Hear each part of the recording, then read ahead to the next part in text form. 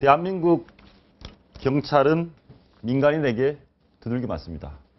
대한민국 경찰은 민간인인 변호사한테 체포도 당합니다. 잘나신 분들 정치권은 경찰을 하수인, 정글의 하수인 취급을 합니다. 도대체 왜 이런 일이 벌어지는지 얘기 좀 나눠보겠습니다.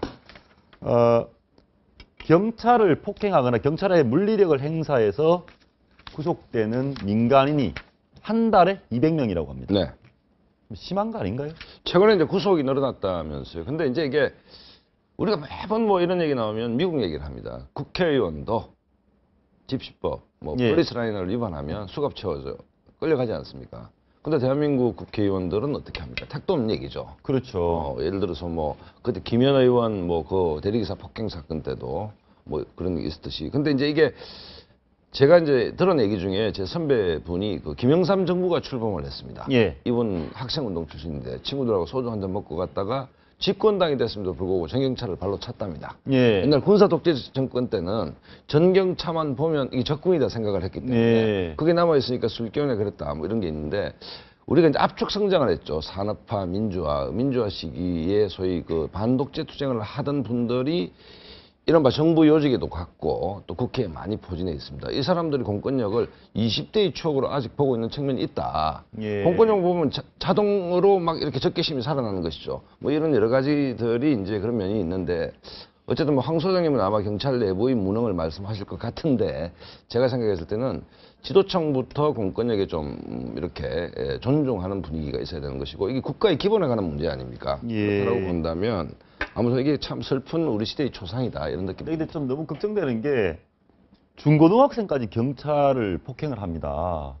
이거는 과거에 뭐 낭만적인 경찰을 뭐 경찰을 차는 수준이 아니고 어떤 공권력을 무시하고 경찰에게 하는 이렇게 폭행하는 게 거의 세대의 물림이 되는 것 같습니다. 그러니까요. 이게 두 가지 측면이 같이 바뀌어야 된다고 봅니다. 공권력의 엄중한 집행을 방해하는 행위에 대해서 가차없는 처벌이나 필요하다면 총기 사용을 가감히 할 필요도 있는데요. 거기에 상응하게 공권력 스스로 도덕적 권위를 가져야 되거든요. 미국도 옛날에 금주시대 아까 말한 이 뭡니까? 미국에 조폭 양아치 시대가 있었죠. 일종의 대부 마피아가 예. 설치된 시대. 그때는 경찰이 거의 대부분 뇌물을 받아먹고 해서 경찰이 미국 국민들한테 외면을 받았습니다. 근데 최근에요. 작년에 11월 달에 미국 이 백악관 앞에서 찰스 랭글 의원, 83살 먹은 22선 의원입니다. 하원 의원님. 예. 그 사람과 8명의 하원 의원이 이민법 개정 반대 이 집회를 하다가 이 도로교통법 위반 예. 이런 수준으로 해서 경찰에 거꾸로 이 땅바닥에 누워가지고 플라스틱 끈에 손이 묶였지 않습니까? 미국은 수갑도 안 채우고 플라스틱 끈으로 먹는 경우가 많습니다. 예. 집회에 관련해서는요. 그럼에도 불구하고 한마디 말도 못하고 끌려가고 또 비슷한 시기에 조지 클루니도 그렇게 돼가지고 체포된 적이 있습니다. 그렇기 때문에 미국과 같은 그런 엄중한 경찰의 권위는요. 저는 경찰 스스로도 반성을 해야 될 부분이 있다고 봅니다. 반성할 부분이 왜 그런가 있다. 하면 김현 의원 사태 같은 경우에 누가 뭐라 했습니까? 경찰 스스로 예를 들어서 그렇죠. 어디서 전화를 받았는지 알아서 피의자와 가해자를 갖다 바꾸어가지고 데려가고 거기에 조사에서도 편의를 제공하려고 그러고 그리고 또 경찰 고위 간부들끼리 김현 의원과 사이에 어떤 전화가 주고받고 이런 부분도 막 없었다는 한마디로 썩 넘어가면서 경찰 스스로 권력에 굴복하는 모습을 보였지 않습니까? 그리고 상층부가 그런데 하층부가 어떻게 제대로 되겠습니까? 그리고 2011년에 한바 비리 사건 때는 경찰 간부 41명이 연루됐다라는 이런 이야기도 있었어요. 그래서 경찰의 권위를 세워야 된다는 저는 절대 동의하고요. 고생하시는 경찰의 업무, 이 공무 집행을 방해하는 행위에 대해서는 가감한 체포나 무기 사용도 허락해야 된다.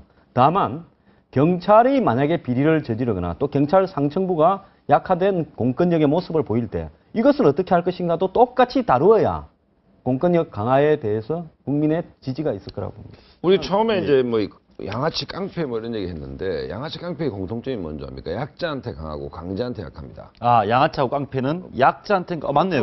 뭐 없는 사람들 덩치는 게 양아치 깡패 아닙니까? 예. 자기보다 센 사람이면 굴려가죠. 만약에 이런 걸 상상, 광화문에서 서장 정도가 현역 의원을 체포했다. 경찰서장이 네. 현역 의원을 체포했다. 그럼 그거 영웅되겠죠. 도로교통법 위반으로 체포합니다.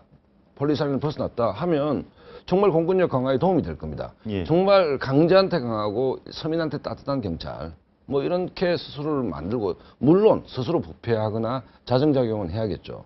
그래서 뭐 여러 가지를 기대할 수는 없고 정말 한번 봤으면 좋겠는 게 여든 야든 현 정부 실세든 예. 만약에 현행법을 위반했을 때 일선 순경이 예. 체포했다. 체포했다. 그러면 동아일보 일면톱 아니겠습니까? 알겠습니다. 예. 그런 경찰을 보고 싶습니다.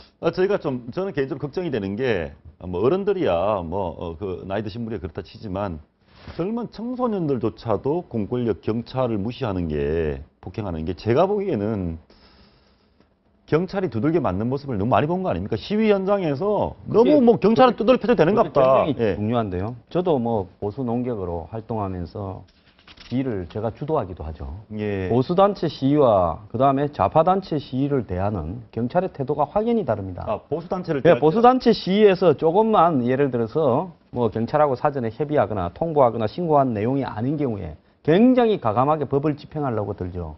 그런데 뭐 좌파나 진보단체라고 부르는 사람들이 거리 행진을 하거나 그다음에 점거 투쟁을 하거나 또 각종 불법 소지물을 가지고 집회에서 사용을 하거나 그렇게 할 때 경찰이 거의 도로 점거하는 부분에 대해서 그냥 무방비로 이렇게 밀려가지 않습니까?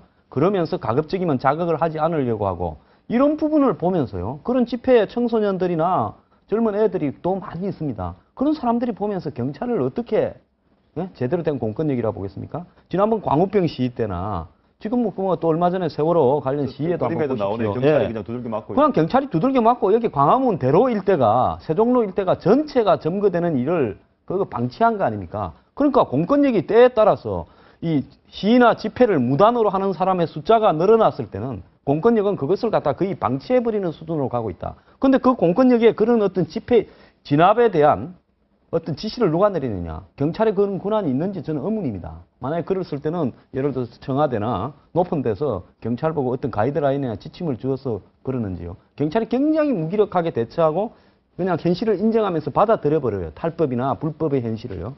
이렇게 되면서 경찰이 권위를 갖다가 무슨 뭐 골목에서 기껏해야 주폭, 술 먹고 깽판 치는 사람이나 오줌 싸는 사람들만 잡아가는 이런 권위로서 경찰이 어떻게 공권력이 서겠습니까? 집회에 대처하는 경찰의 공권력의 권위부터 제대로 세워야 경찰 권위가 설 수 있다. 아니 그러니까 집회 결사의 자유가 있는데 공권력을 집행하는데 좌파적, 우파적 공권력은 없는 것이죠. 원칙이 있을 뿐이고 법 질서가 있을 뿐입니다. 이 부분에서 타협해서는 안 된다는 생각이 뭐 당연한 것이고. 예. 저 그런 생각 드는데요. 그런 거 있지 않습니까? 우리나라에서 제일 권력자들은 정치인들 아닙니까? 네. 정치권에서 자기 입맛에 맞지 않는 자기 행동에 제어를 하면 정치인들이 늘 하는 얘기가 뭐 경찰을 권력의 무슨 하수인 정도 취급했지 않습니까?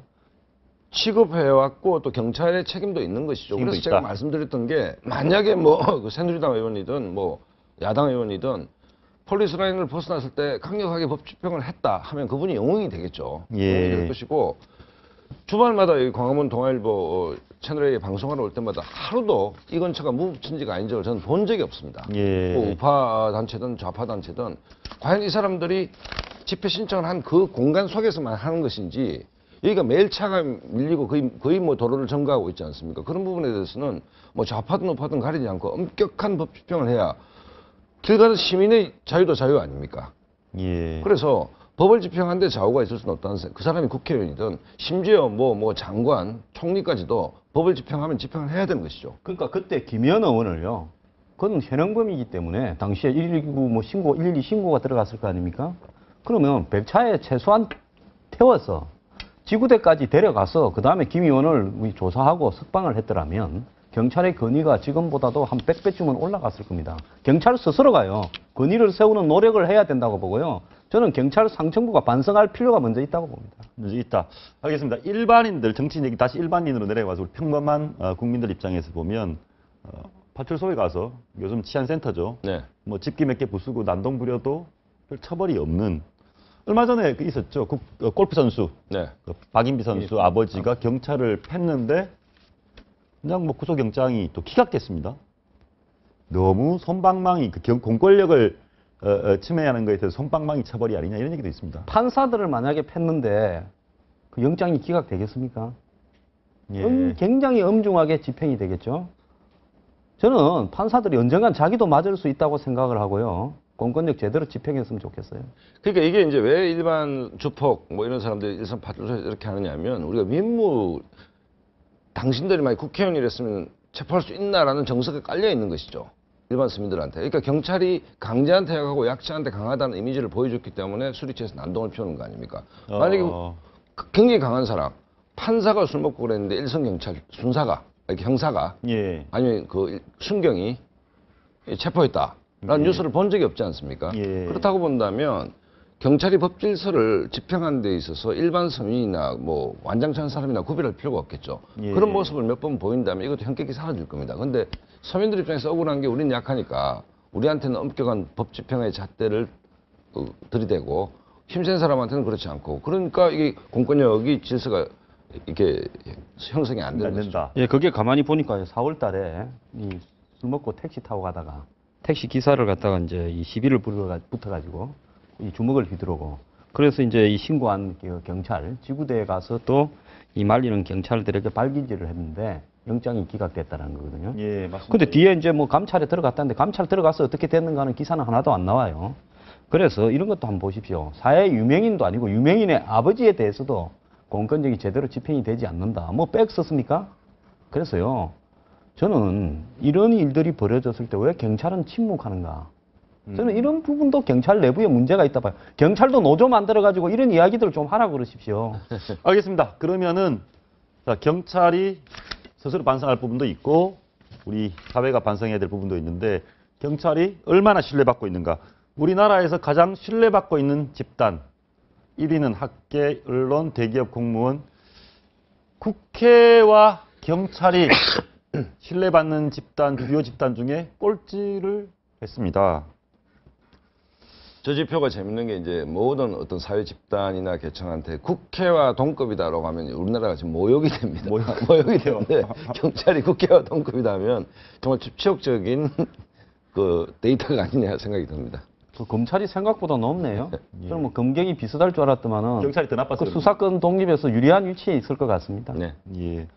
저런 식의 제가 보니까 그러니까 검찰, 경찰, 청와대 이 권력 기관에 대한 부정, 인정하지 않는 것들 이렇게 좀 우리 사회 지도층이 모범 못 보여서 그런 거 아닙니까?